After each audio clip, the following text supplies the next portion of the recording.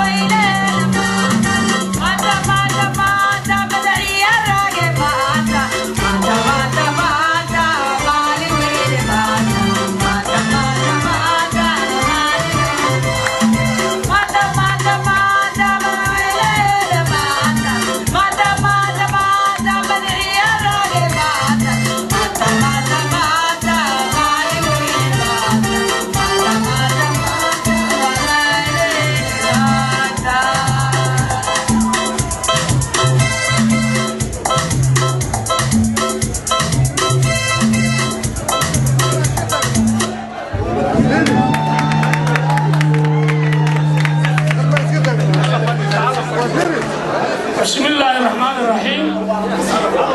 السلام عليكم ورحمة الله وبركاته. marka ugu horeysa waxaan u mahadcelinayaa dadkii inoo qabanqaabiyay xafladan quruxda badan waxaan kaloo u mahadcelinayaa waa la daalay aynu qosqosalay dadkan reer Toronto عندهم يا في كندا أو مركي يقول رئيس أنا أتلانتيك هذا يسودا فيه.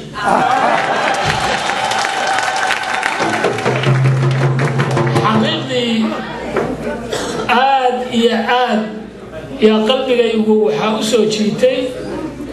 هلا قبل قابية لكن قلبي سلامتي يعني كرو قلبي والدنيا ذو كم مقطع هلو قرني وكم مقطع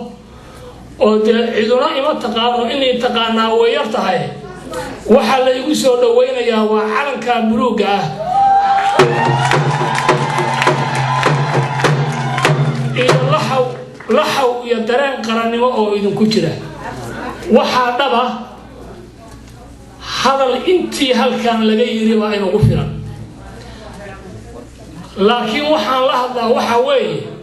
وحال هو إلا الحيسين إيسان ورنيكم محير ويران مرك إنا وحده إلا باهيهم كهذا حكمة هرتي هي ورسياله أما ودنيات عشيقه رمتي هي مهرين لكن إنكم محير وبلاوا يا وركيجي دلكني سوماليا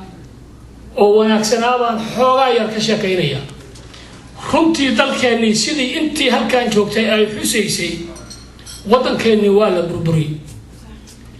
innagu waxaanu ahayn gacanta halkaan la hayo oo adeegsanaysa laakiin gacanta xoogga dhaqaajinaya innaga ma ahayn cidda burburisayna dee haddii wax la burburinayo ama sideedaba fal meel laga samaynayo waxaa laga faa'iidaystaa waxaas dhaqanka ay leeyihiin qabiil inaan nahay baa la ogaa in dad xoolo raacata ah oo xoroobay oo wadan u xoroobay baanu lahayn dhaqanka Soomaalida waa ogtihiinoo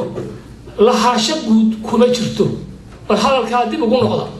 wax wada lahaasho dhaqanka reemiyiga ma aha barka reemiyiga bay tahay nin walba xoolihiisu watay haddii oday dhinto maalintii la aaso iyadoo waxba soo wareegin baa wiilasha waxay leeyihiin noo qaybiya geelan meesha taagan waxba nin walba hashiisa ha ilaalsado inoo qaybiya geeli inay isku wataan oo kaxaystaan oo wada lahaadaan suuragal ma ahaan jirin xataa haddaad dib u noqoto ceelashii iyo sidaynu u noolay dhaqan ma inuu ahaan jirin inaynu inta ceel hebel isugu tagno miilaysanno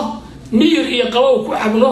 waxaa la dhihi jiray ceelkaas ceel aan ahayn maanta kuma soo bixi karno inagoo reer hebela waxa weeye duulaan aroor bay inta sameeyaan oo qaabkooda boobaan yay leeyihiin reer hebel hadday biyana siiyaanna waa la cabayna haddii kalena foodaan darayna dhaqankeenna rasmiga ah wax inaga dhexeeya soomaali wax ka dhexeeya calankaas buluugaha u horreeyey waxay marka markhaati ka yihiin intii odayaaluhu calankaa buluuga markii aan qaadanayna iyo mar kasta dowladdii samaysmaysay dowladda reer hebel baa lalahaa saamiyaysan ahayn dowladda reer hebel baa mar walba lalahaa dowladda reer hebel mar haddii inta la yidhaahdo lahaashaheedii lagaa reebo lahaashahaas qofkii ka haray hagar baa gashay qofkii lahaashahaas laga reebay xasadnimaa gashay wax uu dhaqdo oo ka dhexeeya marna calankeennu ma noqon mar reer hebel baa lahaa mar reer hebel baa lahaa mar reer hebel baa lahaa shaqo guudda inta dadka ka dhexaysay dhaqankaas isaga ahaabaa laga faa'iidaystay sidii aanu ahayn oo naloo darsay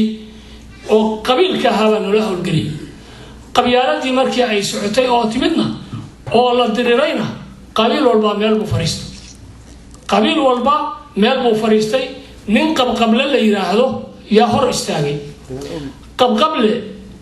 xukun waa rabay qabqable sharaf iyo karaamo waa rabay qabqable muxuu isugu imaan waayay qabqable wuxuu isugu imaan waayay oo loriskii isu keeni waayay mid walba dhabarkaa laga taabanayay oo la lahaa hebel iyo hebel iyo hebel ha ku daalin warkooda adaa madaxweyne sidii ninkii afarta islaamood qabo midba mar dhabarka ka taabtay mid walba waxaa la lahaa waa adi mid walba waxaa la lahaa waa adiga mid walbaana wuxuu ka dhur sugayay maalin maalmaha ka mid a inuu madaxweynihii noqdo qabqablihii waxa kala xiray oo kala qoqobay dhabarka taabad weeye qabqablihii oo sidaa u jira waxaa Soomaaliya dhacday oo timid in shir la qabto oo maalan aan qabqablihii ku soo wadee in la tago carta dowladdii baa la soo dhisay wixii ku baxay iyo wixii dadaal ku baxay iyo muxurkay abaabulkaasu lahaa waad garan karaysaa mar alla markii la yimid qabqablihii laftigiisii waa laga tashaday col baa lagu bilaabay ummaddii Soomaaliyeedna ma dadaalin oo inay dowladdaas taageerto oo u qalab qaadato oo dhisto ilaahay ma uusan tusin waxaa la yidhi marka dowladdan ma lagu dhamma nimankii cariga haystay waa laga tagay waa in shir la qabtaa weliba waxaa dhabahoona idiin sheegayaa shir la qabtaa ma ahane in shir la qabto waxaa codsaday madaxweynihii markaa jiray Cabdiqaasim Salaad Xasan wuxuu yidhi shir ha la qabto ummadda Soomaaliyeed ha la isu keeno dadkan mucaaradka iyo dowladdana ha la heshiisiyo codsigiisii sidaas ahaa iyo kollay dowladdii oo laga haray dhibkaas jira awgeed waa loo bedelo wixiiba halacayn wareejiyaa la yidhi sidii baa dhacday wiina gumaysan jiray keentay dowladdan waa ka soo horjeednaa lamana hadlayno ilaa Itoobiya dalka ka baxdo baarlamaankii joogay oo la eedeynayay oo gumaysi keen loo calaamadiyay oo lagu kacsan yahay oo Soomaali wax laga sheegayo macquul ay la tahay baarlamaankii dib uu isugu noqday waa wada hadleen baarlamaankii waa tanaasulay baarlamaankii go'aan wuxuu ku gaaray Soomaali inay isu timaado culimadii iyo maxaakiimtii iyo Soomaali inay isu tagaan war annagu gaala keen ma nihin annagu Soomaali diid ma nihin annagu wadan xumo ma nihin